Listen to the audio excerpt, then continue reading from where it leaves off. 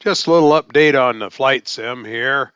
Shooting some low night approaches, and of course in X-Plane, right here you can take and set yourself up at 10 miles out, or virtually any place on the approach. Saves you time for just steering around into the clouds.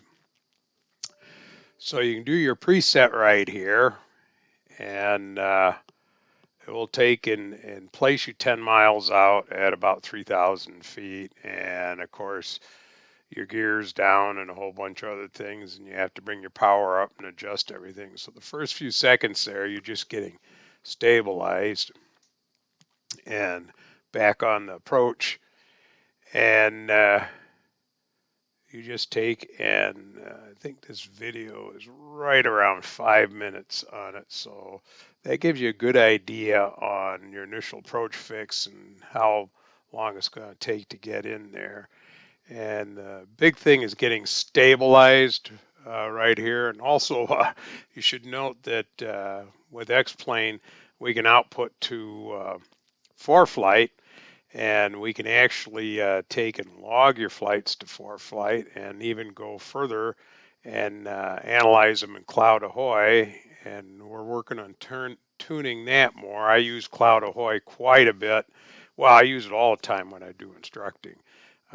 It's just a great way to really document each student's progress very well, and it keeps you on top of them. If you don't fly with them for a while, you can actually go back and look at an older flight and see, where you're at and what their skill level was at that particular point in time. Picked that up when I was instructing for the EAA Pilot Proficiency Program, and subscribed to it and have used it ever since. So as we motor in here to our final approach fix, don't know if we'll be able to see it here accurately or not, but you'll notice that I have the aircraft pretty well stabilized at this point.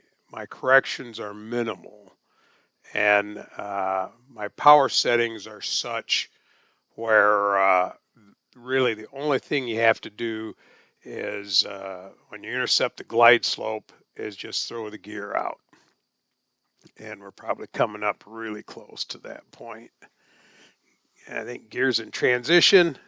Now you can see the gear is out, and we've started down the glide path. And at that point, heading control is minimal. If you're in wind shear and stuff, you will have to adjust heading as you descend into lower layers of wind.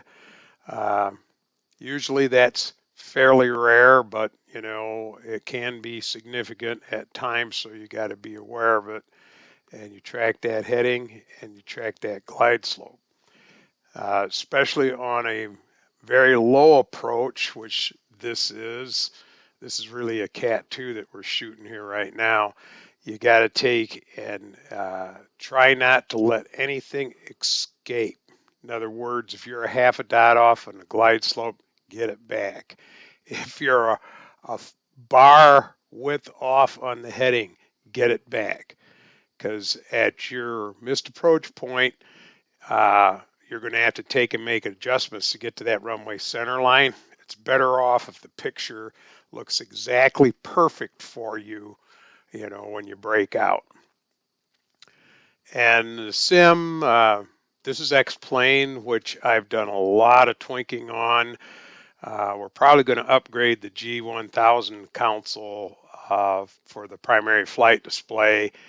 We're using Napster on it right now. It works just fine, but if we take and put a full G1000 sim on the left, it's virtually going to be exactly like it is in a G1000 based airplane.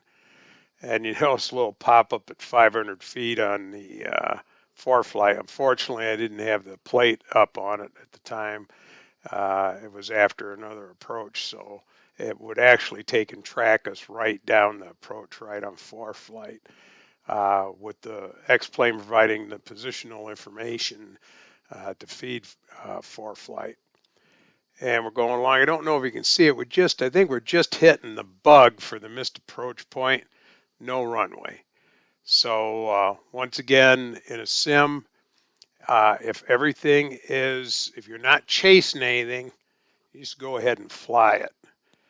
And there it is. And notice if you're on the center line with your CDI, it's going to get you right on the center line of the runway. And the big thing is a lot of uh, early instrument pilots kind of want to dive for the runway. And what you really want to do is really stay on that glide slope right to your flare.